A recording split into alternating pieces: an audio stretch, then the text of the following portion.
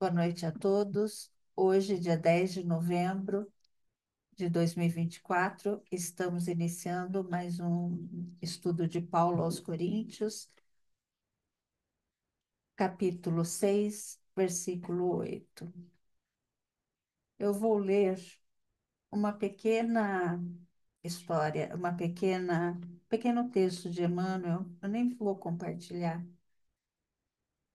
Está no capítulo 26 do livro Algo Mais. Chama Câmbio Divino. Acusações injustas alvejam-te o caminho. Não forneças recibo a todo que te lancem. Continua fazendo todo o bem que puderes. Ninguém melhor que o tempo responde aos detratores. O solo toca o estrume por braçadas de rosas. Dar o bem pelo mal é o câmbio de Deus. Emmanuel e Chico Xavier. Vocês me dão um minuto, só que eu vou fechar minha porta, que o meu gato chegou.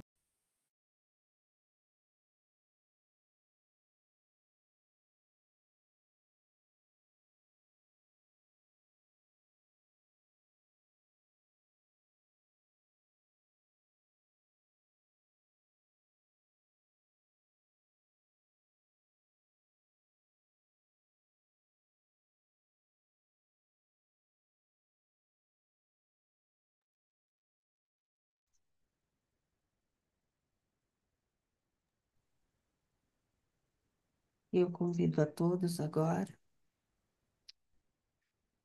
a elevar nossos pensamentos,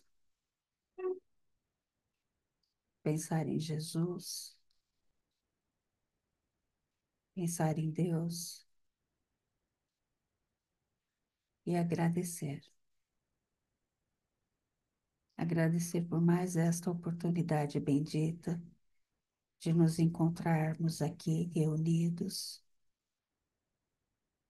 por essa bendita oportunidade de tantos ensinamentos. Agradecemos pela nossa saúde, pela saúde dos nossos familiares, de nossos amigos, os que estão necessitados de saúde física e saúde mental. Por favor, Jesus, envolva-os em energia reparadora, envolva-os em muita luz. Pedimos ainda a todos aqueles que não puderam comparecer, que recebam o nosso carinho, nosso afeto, aos nossos mentores, aos mentores do grupo, que nos iluminem e que a luz desse estudo possam alcançar todos os nossos irmãos que estão necessitados. Permaneça conosco, que assim seja, graças a Deus.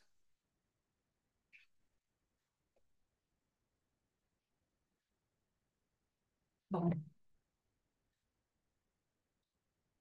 eu estou aqui com a Bíblia de Jerusalém. Entretanto, ao contrário, sois vós que cometeis injustiça e defraudais, e isto contra vossos irmãos. Alguém está com alguma outra Bíblia que queira ler?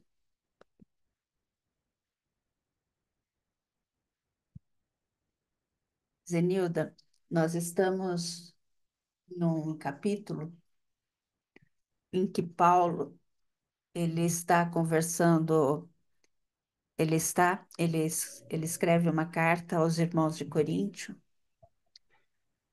e ele está chamando a atenção dos irmãos que levaram um caso para os pagãos, para as pessoas de fora da comunidade, para um tribunal de fora,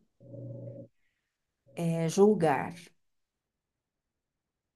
É um processo de terras e Paulo ele fica muito triste porque ele acredita que eles teriam que resolver os problemas, os conflitos entre eles mesmos e não levar para fora, que aqueles de fora que ainda não seguiam o Cristo eram pessoas que envolvidas em muitos rituais, eram pessoas que denegriam os outros, eram tribunais que favoreciam só os ricos, existia muitas mentiras,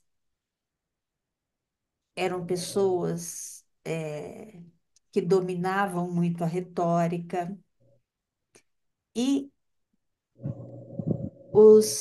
como é que eles que seguiam o Cristo estavam dando exemplo para aquelas pessoas que não seguiam, se eles mesmos não conseguiam resolver os conflitos entre eles, e eram problemas materiais. Então, nós estamos nesse ponto, que os conflitos têm que Ok, ser resolvidos entre eles. E a gente traz isso ok, para a nossa vida, que a gente tem que resolver os conflitos na base da justiça, conversando, com muita caridade, com muito amor. A gente não pode resolver conflitos com raiva. Então, qualquer coisa, por favor, pergunte, minha querida. ok, minha filha, obrigada. Imagina. Eu estou também com uma outra versão, que é do Frederico Lourenço, que ele fala: mas pelo contrário, sois vós que cometeis injustiça e causas prejuízos, e isso contra irmãos. E o Wright, que é um estudioso exegético, ele fala: ao contrário, vocês mesmos estão enganando pessoas, irmãos em Cristo. Alguém quer trazer alguma contribuição inicial?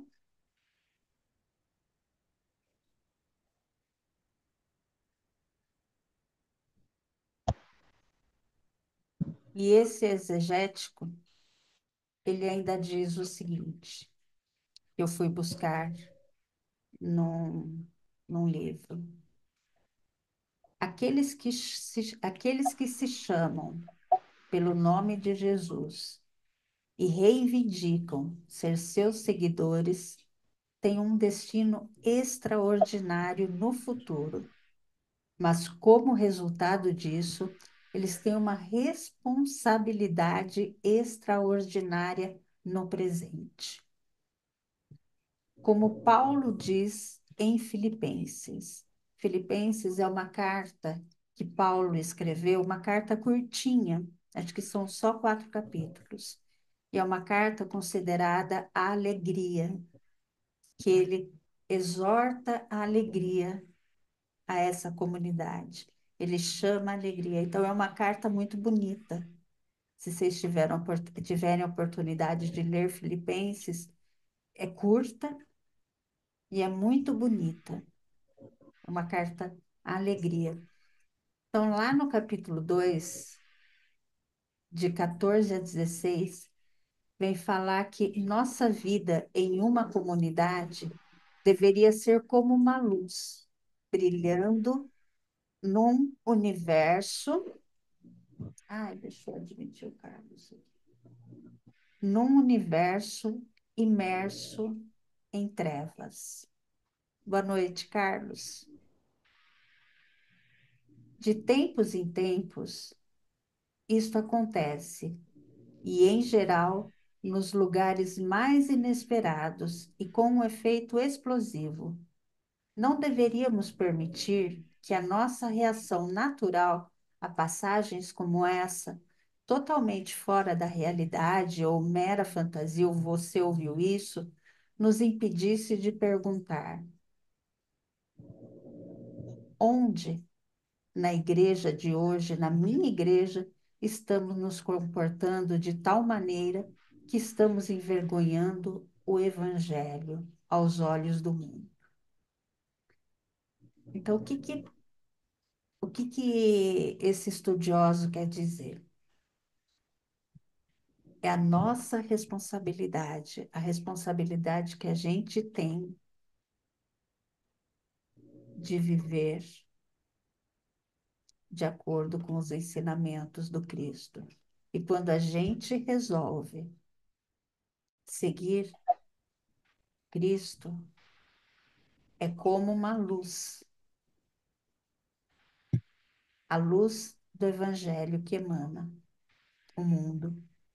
E aí, esse estudioso, o Wright, ele fala que, como seguidores de Cristo, o nosso futuro será glorioso, mas que a gente tem uma responsabilidade imensa hoje, no presente. A gente tem que ser exemplo vivo da mensagem do Cristo. É o que ele falou. E aí ele usa Filipenses, falando que brilham luzes quando a gente segue o Cristo, quando a gente segue a doutrina, como luzes no mundo de trevas.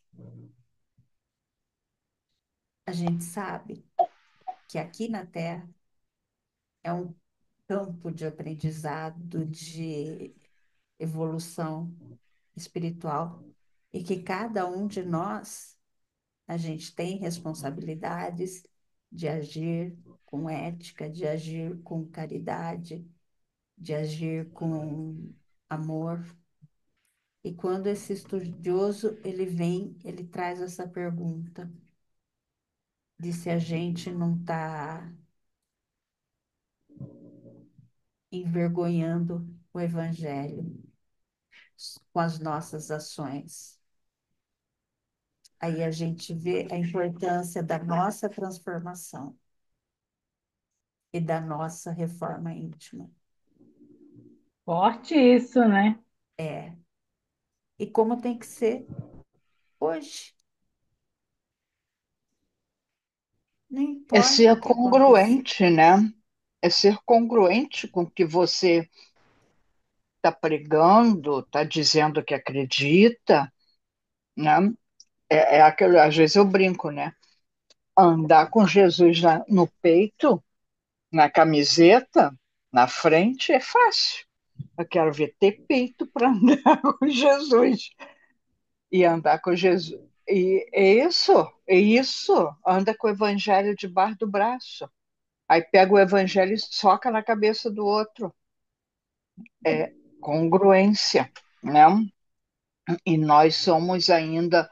Aí entra assim a congruência, entra o orgulho, porque acha que é, porque sabe de qual as obras básicas é o dono da verdade, é o perfeito, né? Não aceita que erra, tem o orgulho, e aí vai. E aí é exatamente isso que acontecia na época. Só mudaram os séculos, os nomes, né? Mas a gente, às vezes, ainda somos muito incongruentes, muito, ao contrário do que a gente está pregando, né? Não é fácil, né? Mas se a gente pelo menos admitisse que está em processo de aprendizado, e isso, inclusive, evita muito sofrimento emocional, porque as pessoas acabam entrando numa rota de culpa, né? E fica se remoendo e não sai daquilo. E aí causa mais sofrimento, não progride, né? O negócio é assim, errei, errei. Como é que faz certo? Vamos lá, né? E corrigir rota. Mas acho que talvez o orgulho ainda não deixa a gente seguir e ajustar o que tem que ajustar, né? Ponto. Desculpa, te cortei, Silvia.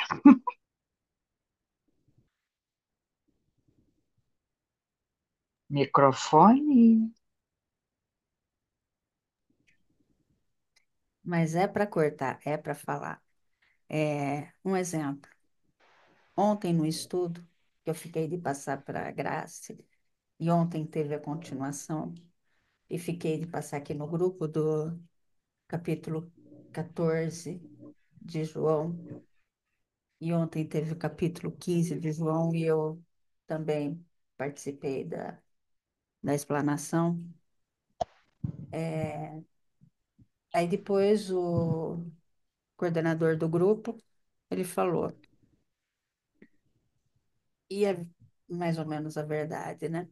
Ele estava no evento, que é o evento dele, né? Que ele faz, e uma apresentadora não, uma palestrante autista, mãe de dois filhos, estava falando sobre, estava dando uma palestra sobre, acho que era desenvolvimento de software, alguma coisa assim, nada de religião, e ela encerrou falando de Deus e fazendo uma oração. Diz que ela foi aplaudida de pé. É difícil, ele falou assim, é difícil ver um espírita ter coragem de fazer isso. Em um momento nada a ver, um momento que não é de religião, com um público que não é um público que não está voltado para a religião. Você está falando sobre outra coisa. E você inflar o peito e terminar ou falar sobre Deus ali. Tá certo?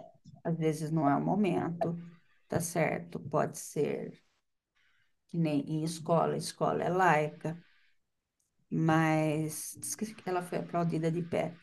Aí uma pessoa falou, ela era evangélica? Ele falou, era. E é o que a gente fala. Nós, dentro do Espiritismo, a gente está começando a levantar a bandeira da Bíblia. Às vezes eu vejo, eu moro numa esquina, de sábado tem feira.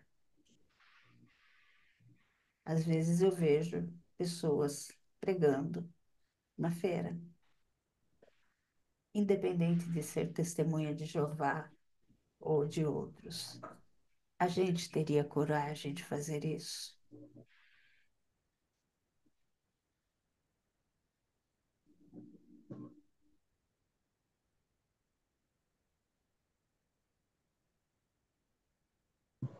Bom, vamos seguir. Ou alguém quer comentar alguma coisa? Ele falou assim, para mim, foi um exemplo. Esse palestrante que todo mundo sabe, acho que quem é, né? O Saulo César. Ele falou para mim, foi um exemplo. Ele falou, eu acho que eu não teria coragem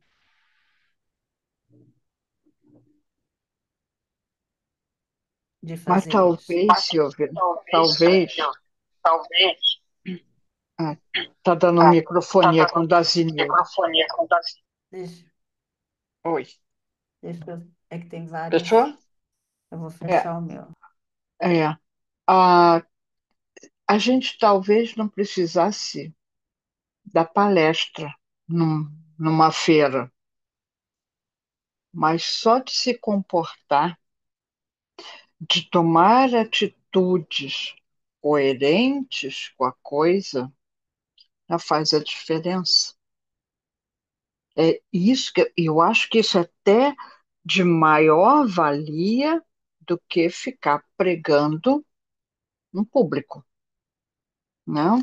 Dentro da empresa, né? Você ser aquele que se importa com o outro, que manda mensagem positiva, porque todo mundo num grupo de WhatsApp, o que mandam de besteira. Aí tu vai lá, manda uma mensagenzinha, não precisa ser espírita, uma mensagenzinha positiva. Aí todo mundo dá coraçãozinho, porque as pessoas carecem disso. Mas só que tem aquela máscara de não, o certo é estar na balada, é virar à noite, é ser famoso, é isso e aquilo. Não, e as pessoas esquecem de ser humano, se preocupar com o outro, se preocupar com a natureza. Eu vou lá na minha empresa, tiro, gente, aqui é orgânico, vou lá, tiro os pote plástico que eles botam no orgânico, boto lá, eu vou lá, gente, vamos cuidar. Olha aí, a gente teve tanta tragédia, a gente está tendo tanta coisa por conta de pequenos atos de não estou nem aí. Então a gente vai vivenciando e as pessoas notam o comportamento. Eu acho que ele vale muito mais do que muita palestra por aí, que às vezes pode ser da boca para fora, né? Bom, Eu concordo plenamente, Vera. Também concordo com isso. Mas eu acho assim, é de se pensar também. Você assumir, né? Você, o falar, né? Você ter esse, não ter a vergonha, né? De assumir. E aí, voltando, Paulo, o que que ele quer dizer, né? Ele traz a palavra injustiça, ele vem trazendo, né? E aqui, a palavra grega, ela implica em ações moralmente erradas, em ações que. E ele traz em ações como abuso de poder, como eu estava falando lá no começo, para Zenilda, abuso de poder ou de práticas desonestas. E então Paulo ele vem usando essa palavra adicate, que é injustiça, que a gente traduz como injustiça, não apenas para esses termos legais, mas para trazer termos éticos e espirituais. E agora ele traz esse defraudar, né? Esse defraudar é aposterate, que quer dizer enganar. Então, a prática de enganar ou privar alguém de seus direitos ou posse. Então, mostra uma prática desonesta, uma prática contrária àquele amor fraternal que deveria existir dentro da comunidade, né? Dentro daquela comunidade que Paulo tanto amava, que era a comunidade de Corinto, né? E no contexto judaico, as práticas que ocorriam com injustiças e fraudes eram consideradas extremamente graves, principalmente se ocorressem com membros da comunidade. E a gente encontra lá em Levítico e em Deuteronômio as leis. tanto que era proibido, né? Não roubar ou não enganar o próximo. Então, esse conceito de não era apenas de um dever religioso, mas era social. Então, essa questão, ele nos traz a essa reflexão de como aqueles irmãos, eles teriam que refletir sobre seus atos, como eles deveriam estar agindo com justiça, como eles deveriam agir com justiça, com amor, né? E não, eles não deveriam cair nessa nessa teia de interesses e de a custa dos outros. E principalmente essa exposição pública, que era uma questão muito negativa para para os judeus. Então, Paulo, ele traz bastante essa questão. E quando Paulo, ele traz essa questão da justiça, tem esse conceito forte do tzedakah, que é a justiça e a retidão. Não é apenas o tzedakah, é o do amor e da caridade, né? Mas agir de forma justa em todas as relações. E aí, quando ele traz essa questão do defraudar, tem um outro exegético que ele fala o seguinte: em vez de morrer para si mesmo, como Paulo, ele vem falar que quando a gente segue o Cristo, a gente tem que morrer para a gente e viver para o Cristo, né? Eles estavam adotando uma postura totalmente oposta. Aí ele vem falar dessa indulgência consigo mesmo, que era ainda mais deplorável. Aí eu pensei nessa questão da indulgência consigo mesmo. Aí eu falei assim, poxa, a doutrina espírita traz tanto a questão da indulgência, como assim indulgência com a gente mesma é tão deplorável? Paulo traz essa questão de ser tão deplorável. O que que aqueles irmãos, quando não julgaram, eles estavam sendo omissos com os casos que estavam acontecendo lá na comunidade. Eles estavam sendo tolerantes. Eles estavam sendo tolerantes com as próprias falhas. Então, essa indulgência consigo mesmo é quando a gente está sendo indulgente, é quando a gente está sendo permissivo com os nossos próprios erros, com as nossas próprias falhas, quando a gente desculpa ou minimiza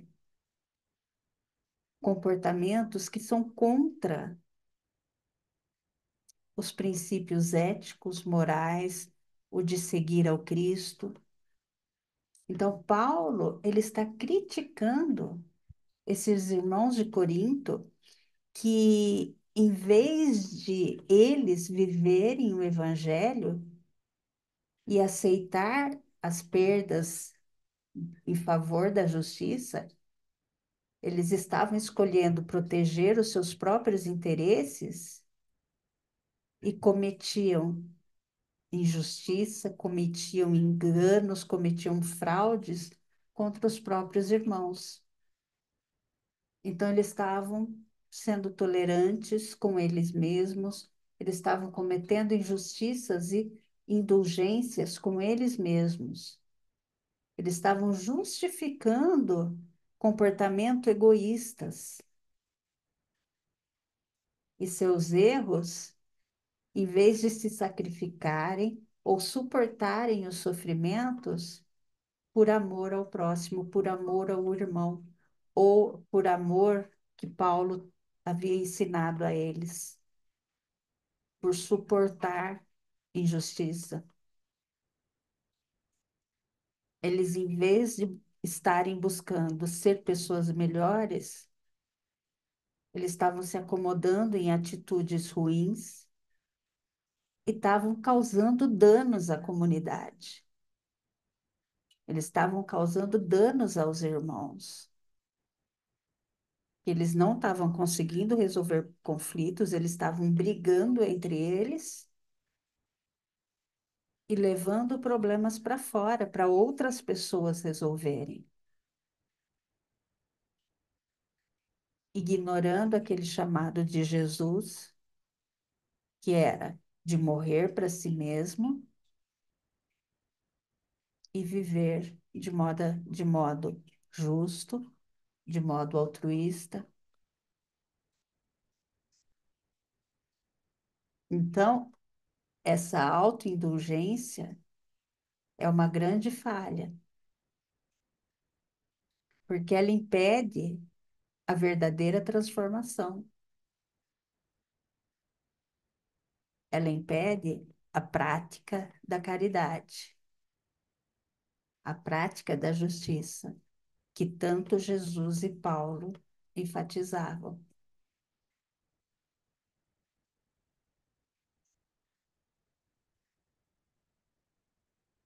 E aí o erro, o que é esse erro que Paulo traz? O erro, em grego, é adikeu, que quer dizer ferir, causar dano, ofender, tratar injustamente, fazer errado, estar errado, fazer mal a alguém, enganar alguém. E a gente pode enganar a nós mesmos.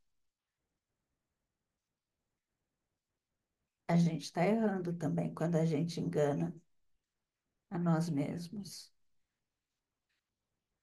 Geralmente a gente engana bem enganado, que a gente acha que não está enganado. É a coisa mais prática que tem, é fácil, né?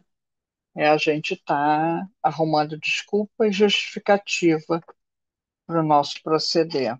Está sempre se enganando, né? É bem por aí. Esse é o ponto, né? Porque reconhecer que você é falho, que você está no caminho, na evolução, é uma coisa, admitir as suas falhas e aí corrigir. Mas a gente tem sempre uma explicação bem bacana para o nosso proceder, justificativa. E aí a gente vai seguindo, né? Falta muita coisa. Ponto. A gente tem justificativa para tudo, Vera. Para tudo a gente tem uma resposta. E olha só, Moisés, lá em Levítico, ele traz em Levítico 19:11: ninguém dentre vós cometerá roubo, nem usará de falsidade ou de mentira para com o seu compatriótico, para o seu compatriota. Então, tanto Levítico, lá de trás, quanto Coríntios, eles enfatizam essa questão da honestidade e da justiça nas relações interpessoais, nas relações entre as pessoas. Levítico traz essas leis dentro do contexto da lei judaica. Paulo, dentro das leis cristãs. Paulo, ele vem falar para aquela comunidade de Corinto, para não defraudar, para não enganar. Ele destaca que, como seguidores de Cristo, Os coríntios, aqueles irmãos, deveriam seguir em integridade e amor, evitando prejudicar uns aos outros. E é o que a gente tem que fazer.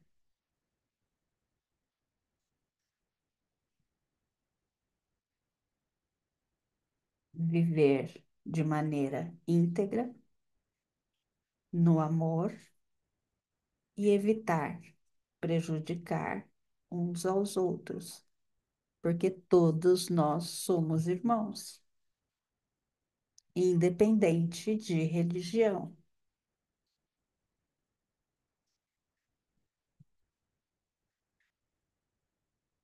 Tanto em Levítico, tanto lá em Moisés, quanto em Paulo, o não roubar e o não enganar, ele vem refletir esse desejo de Deus de que os seus filhos e que a gente seja justo. Lembra lá no começo de Paulo? Todos nós seremos santos.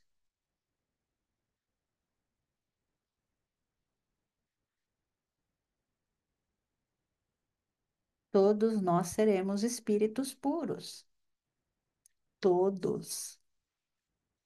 Todos nós seremos espíritos felizes. Então, esse é o desejo de Deus.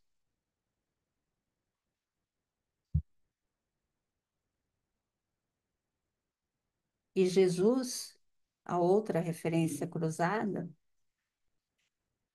em Mateus 5:39 e 42. Mateus retrata, Mateus escreve lá em Mateus, está no capítulo 5, versículos de 39 a 42. Jesus diz assim: Eu, porém, vos digo que não resistais ao mal, mas se qualquer um te bater na face direita, oferece também a outra. E ao que quiser pleitear contigo e tirar-lhe o vestido, larga-lhe também a capa. E se qualquer te abrigar a caminhar 1 milha, vai com ele 2. Dá a quem pedir, e não te desvies daquele que quiser que lhe emprestes. Então, para a gente entender um pouquinho isso, vamos pensar. Jesus falou isso aonde? No Sermão da Montanha. Jesus estava falando isso no Sermão da Montanha. Estava ensinando na montanha lá, belíssimos ensinamentos, um ensinamento mais lindo que o outro sobre o viver livre, falando de um reino de Deus como nunca havia sido dito.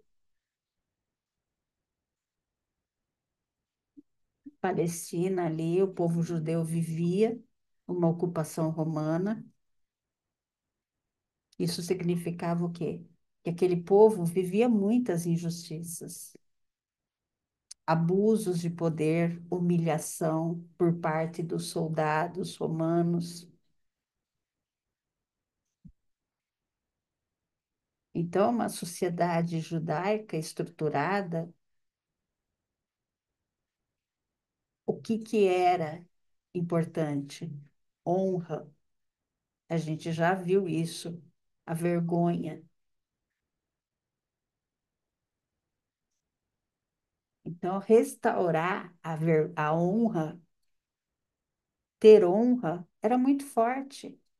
Então, quem perdesse a honra, e lembra que nós também já vimos como no júri haviam pessoas pagas para denigrir a imagem do outro, para inventar mentiras.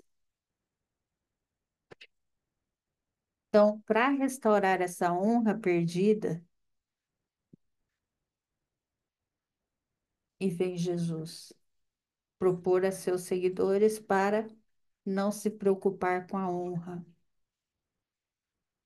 mas buscar a honra que vem de Deus.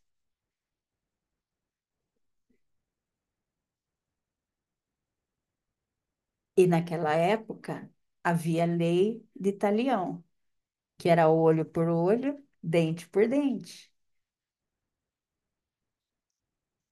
que era um princípio de justiça retributiva.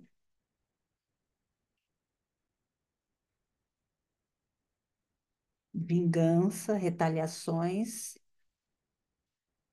e Jesus vai além dessa lei, pedindo que os seus seguidores rejeitem a vingança e escolham o quê? O caminho do amor e da misericórdia. Aí a gente lembra o quê? Do texto que foi lido lá no começo, no da harmonia, o câmbio de Deus. Não é o câmbio de carro. A primeira vez que eu li, eu falei, câmbio de Deus? Eu achei que fosse o câmbio de carro. Eu li umas 3 vezes. É o câmbio de moeda de troca, câmbio monetário. Quando ele fala, é, quando Emmanuel fala sobre o câmbio de Deus, naquele texto que a gente leu no começo, ele está se referindo a essa lei espiritual de retribuição divina, onde o bem que a gente faz hoje, mesmo quando a gente enfrenta o mal, é sempre recompensado de maneira justa por Deus. Então é esse câmbio que Emmanuel troca, que Emmanuel traz. É esse processo de troca espiritual. Ele transforma as ações de bondade em bênçãos. Você faz uma ação de bondade, o câmbio de Deus devolve bênçãos a você. Mesmo que o retorno não seja imediato, mesmo que não seja visível. Confia no câmbio de Deus. É que o Emmanuel fala. É essa moeda de troca. Não é o câmbio do carro, é o câmbio da moeda de troca. Então, essa ideia que Paulo vem trazer, que a gente está vendo, que sugere e que Cristo traz, que mesmo diante de ofensas, de acusações, de injustiça, a gente deve praticar o bem. A gente deve confiar em Deus, que em seu tempo ele vai retribuir de maneira justa.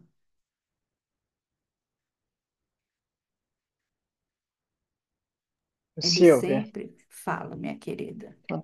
eu estava pensando que se você vive em harmonia, em equilíbrio com a natureza, você entra no processo natural, que é o processo que Deus criou. O caminho que Deus criou é que a coisa flua sem sacrifícios, mas por vezes a gente se recusa, né? Hoje eu fiz um trabalho com a juventude, que a gente tem um trabalho mensal lá, com um grupo separado, e, e falando de Jesus, né? o que que ele ensinou, né? Ensinou a gente a perdoar a nós e ao próximo. Mas olha, a dificuldade deles de assimilar isso, porque eu não vou bater, mas tem hora que precisa. Tem momentos que eu tenho justificativa.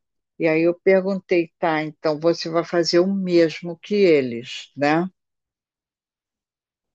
Como é que fica? Aí acabou, né? Aí não sabem responder. Se nem os adultos sabem responder, né? Imagina. Uma vez que essa ideia é enraizada na gente, por encarnações e mais encarnações, está tão real, né? É quase um instinto. É ainda um instinto. Resposta rápida, toma lá da cá, né? Agora, o processar a ideia, analisar por que que ele está fazendo isso, por que que ele me agride.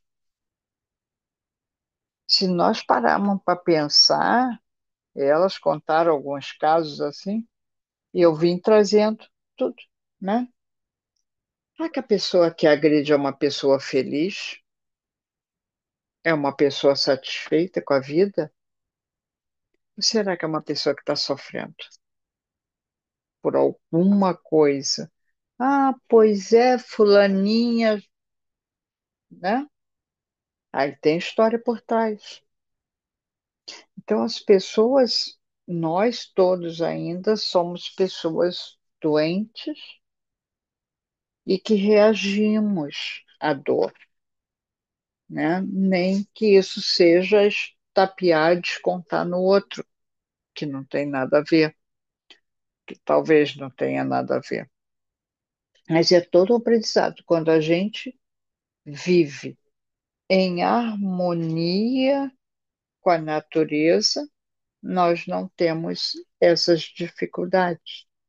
E é isso que o Cristo veio falar. A fala dele é tão atual na época como hoje.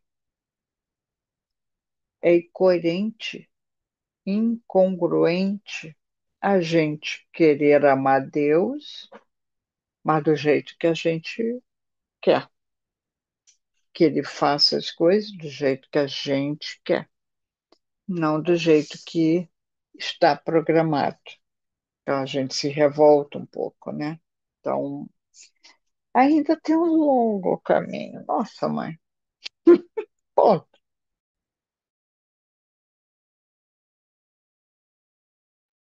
E como é longo o caminho, a gente tem a eternidade, Vera.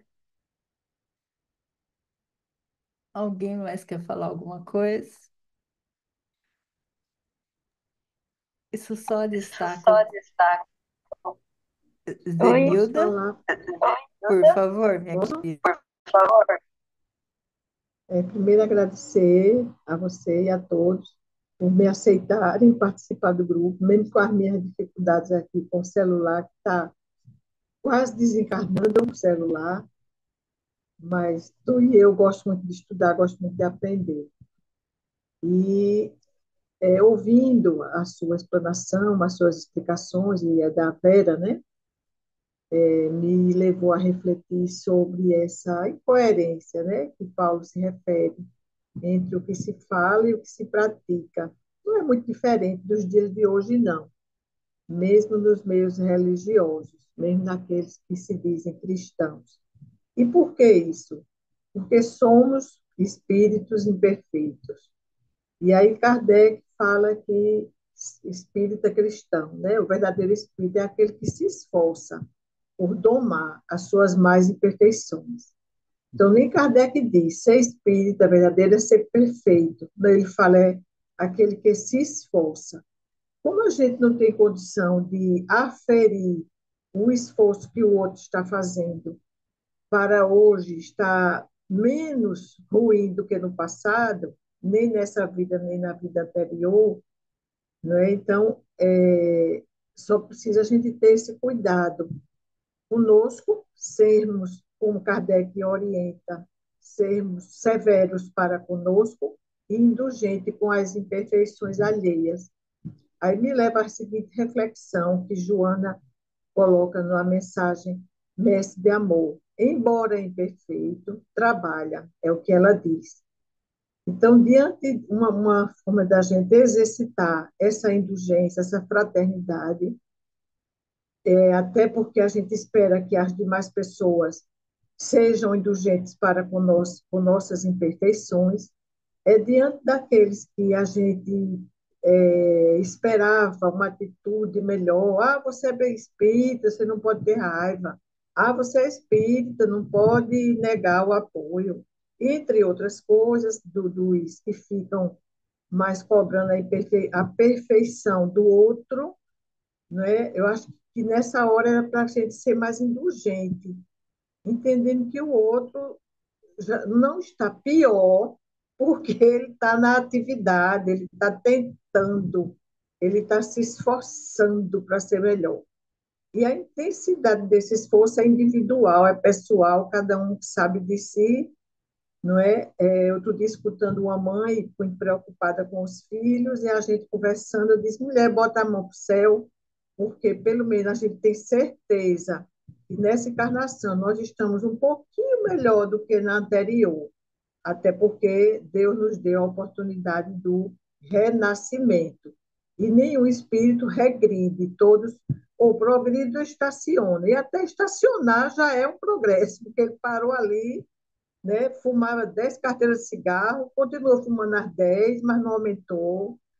Então, eu acho que fraternidade, indulgência, é um exercício diário. A gente tem oportunidades para todos os lados, inclusive conosco mesmo.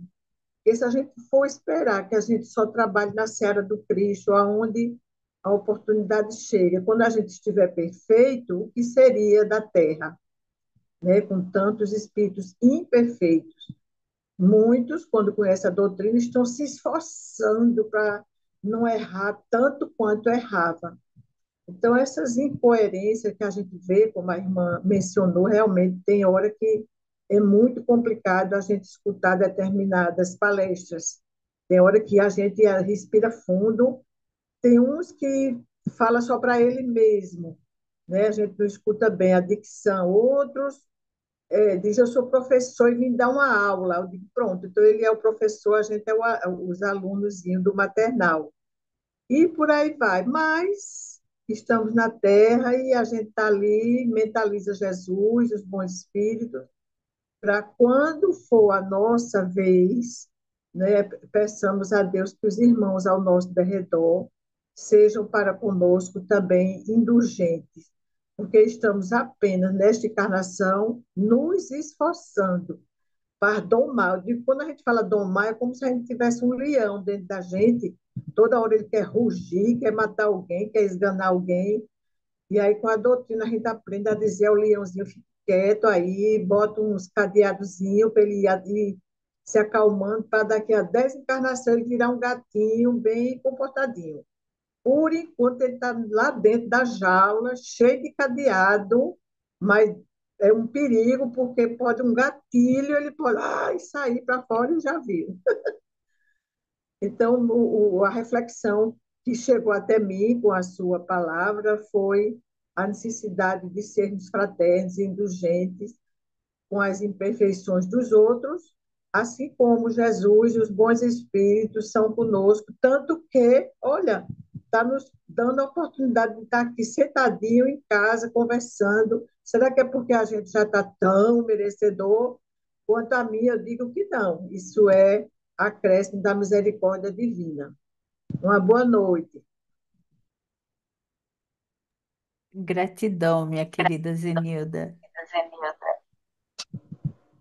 E, e é bem isso, né? É um exercício de paciência, de fé e de muita perseverança, porque são esses leões que têm que ficar que a gente tem que aprender a domar. E como você trouxe, né? E o outro, né? A gente não sabe como que o outro ele se encontra. Tem o texto que eu trouxe, o melhor para nós, capítulo 21 do Ceifa de Luz. Quem saberia enumerar as ocasiões em que determinado companheiro terá assustado a própria queda, sob a força compulsiva da tentação, até que viesse a escorregar no caminho? Quem disporá de meios para reconhecer se o perseguidor está realmente lúcido ou conturbado, obsesso ou doente? Quem poderá desentranhar a verdade da mentira nas crises de perturbação ou desordem? Compreendamos que o esquecimento dos males que nos assediem é defesa do nosso próprio equilíbrio e que nos dias em que a injúria nos bata em rosto, o perdão, muito mais do que uma bênção para os nossos supostos ofensores, é e será sempre o melhor para nós. Emmanuel, em muitos episódios de nossas vidas, né? Aqueles que nos prejudicam, ou que nos magoam, eles muitas vezes eles se encontram de tal modo que às vezes eles estão sofrendo muito mais que a gente e eles criam problema na gente e às vezes os problemas deles são tão maiores que a gente não tem noção. A gente não sabe as ocasiões em que eles estão passando, as quedas que eles vão ter futuramente, e nós não temos esses dispositivos em nós para reconhecer. E a gente, quando todos nós enfrentamos as nossas próprias dificuldades, né? E a gente tem que exercer a compaixão, o perdão. E Emmanuel, ele vem ampliar essa ideia de que quem nos ofende ou quem nos prejudica, mesmo que eles não estão agindo de forma justa, ele vem reforçar que o perdão não é apenas uma bênção, mas não é uma bênção para o ofensor, mas é uma maneira de proteger e é um equilíbrio para nós mesmos. Então, a gente não sabe o que o outro está passando, a gente não sabe que momento que o outro vai colher. E o perdão é sempre a melhor forma, que é o melhor caminho, é o melhor caminho. Nós já estamos nos nossos minutos, estamos caminhando para o nosso encerramento. Alguém tem mais algum comentário?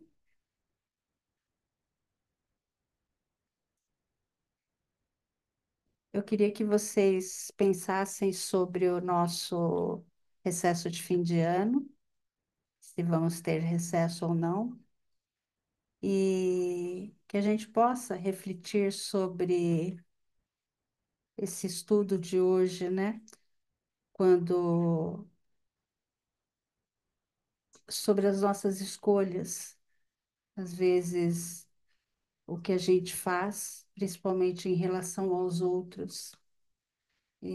Aí Paulo sempre vem trazer essa questão da justiça, da questão da fraude e o que que ela ela sempre pode criar divisões, ela sempre pode criar o conflito. E de que forma isso não gera egoísmo ou não tá, não deixa as relações serem destruídas, né? Então, será que a nossa busca por justiça, a gente está esquecendo que o perdão, o poder transformador do perdão, poder transformador do amor, da misericórdia. Então, sempre que a gente se sentir ofendido, que a gente lembre desse poder transformador, a gente lembre de Jesus, de toda a sua vida, né? De toda a vida dele, que todo o caminho que ele teve, ele sempre escolheu amar em vez de revidar. Ele sempre escolheu auxiliar em vez de buscar vantagens de todo o nome que ele carregava, né? Então, que a gente possa sair daqui hoje com o coração mais renovado, um pouco mais comprometido em transformar o mal em bem, que a gente nos inspire em não perpetuar injustiça, mas sermos um pouco mais retos, um pouco mais justos a cada segundo. Para a gente domar os nossos leões, para transformá-los em gatinhos dóceis. Considerações finais?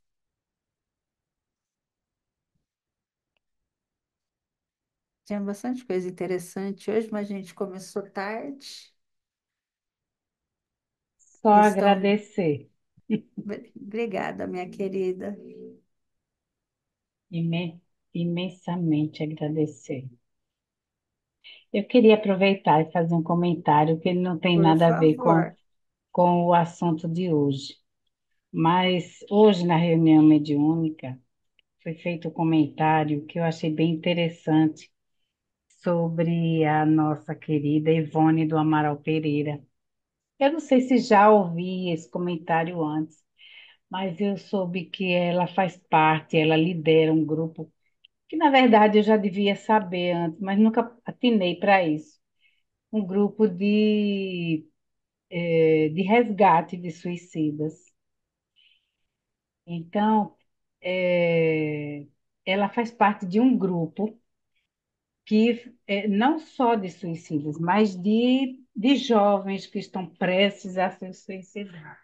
Tem um jovem aí de São Paulo, Silvia, né? Porque nem todos aí são de São Paulo, viu, Zenilda?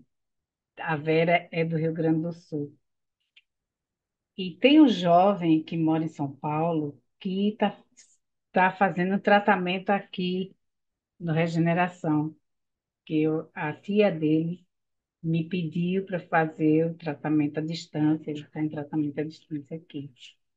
E na reunião de desobsessão foi feito, né?